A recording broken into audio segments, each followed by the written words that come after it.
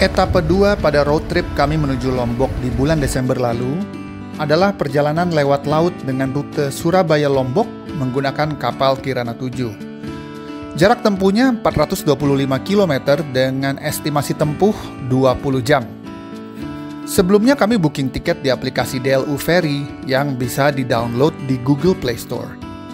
Registrasi data penumpang, kendaraan, kemudian pilih tanggal keberangkatan dan kelas yang diinginkan.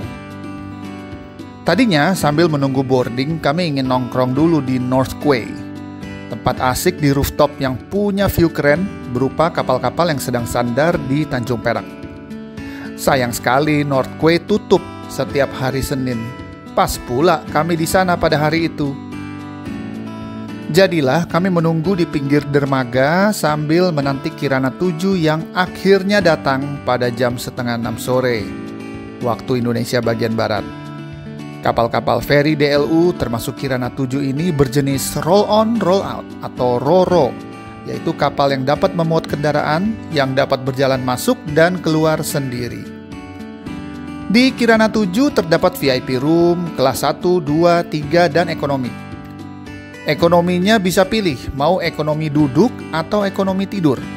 Bahkan ada juga ekonomi yang non-seat, berarti cuma bisa duduk di kafetaria atau tempat duduk di geladak atas.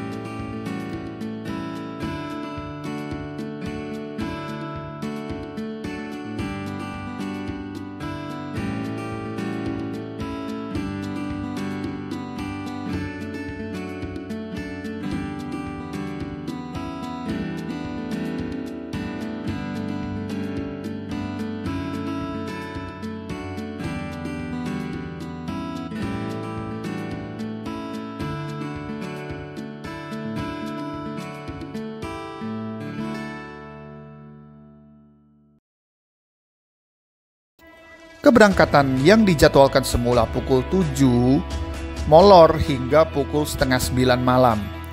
Saya bersama si bungsu naik ke dek paling atas untuk menikmati suasana terbuka saat kapal bergerak meninggalkan Tanjung Perak.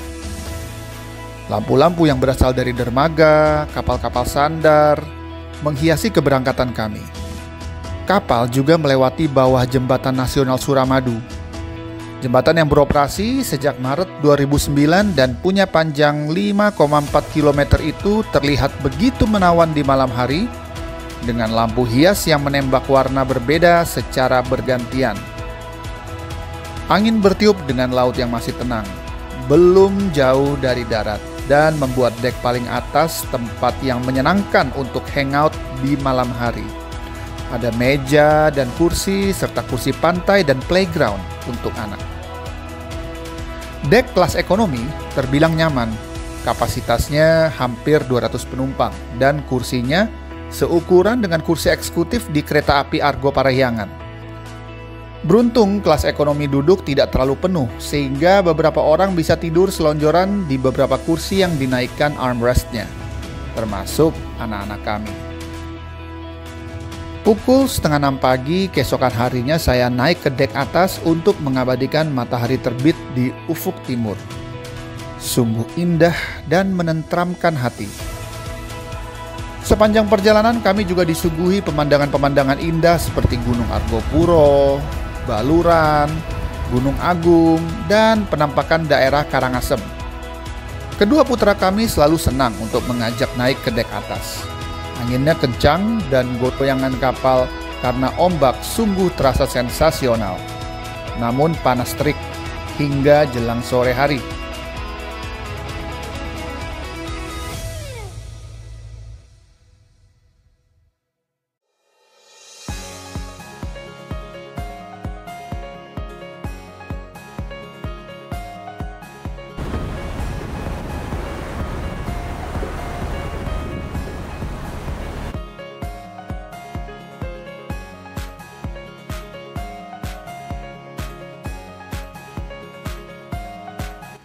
Kapal mendekat ke bagian barat laut Pulau Lombok dan merapat di Pelabuhan Lembar pada pukul 6 sore waktu Indonesia bagian tengah.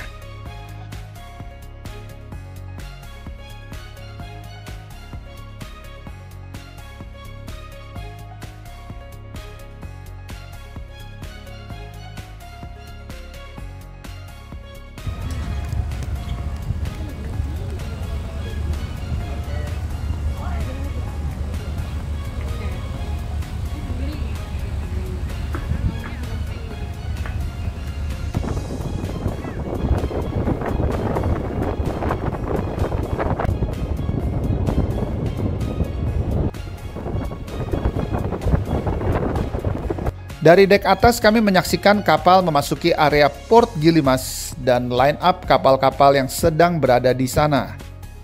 Proses roll out dimulai dengan keluarnya truk dan bus, kemudian baru kami yang di dek paling bawah. Jadi kami harus menunggu dulu sebelum dek tengah clear dan pintu dibuka dan mobil dan motor yang dari bawah dapat naik ke atas untuk keluar.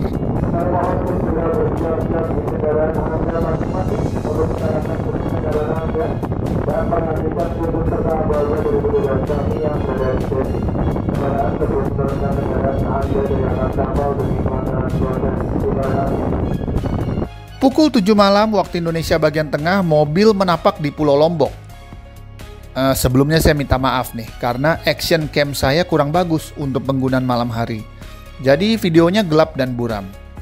Ya harap maklum ya. Di sini kami menyetir 50 menit menuju Kuta untuk makan malam.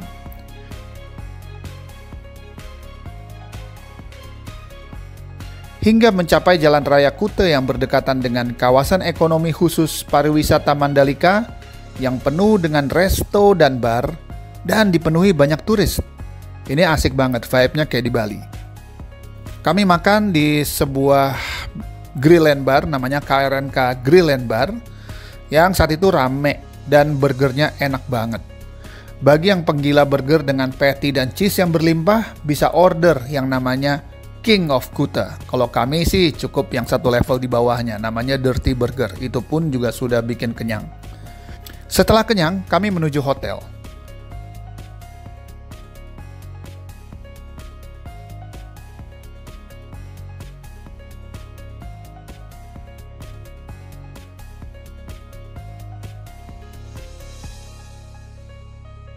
Hotel tempat kami menginap yaitu Novotel Resort Lombok yang nuansanya etnik. Punya banyak elemen kayu, pohon kelapa, batu-batuan, dan pasir. Lokasinya bersebelahan dengan Hotel Pullman yang juga termasuk Accor Group dan masih sangat baru. Sementara Novotel sudah beroperasi sejak tahun 1999 di Kuta, Lombok.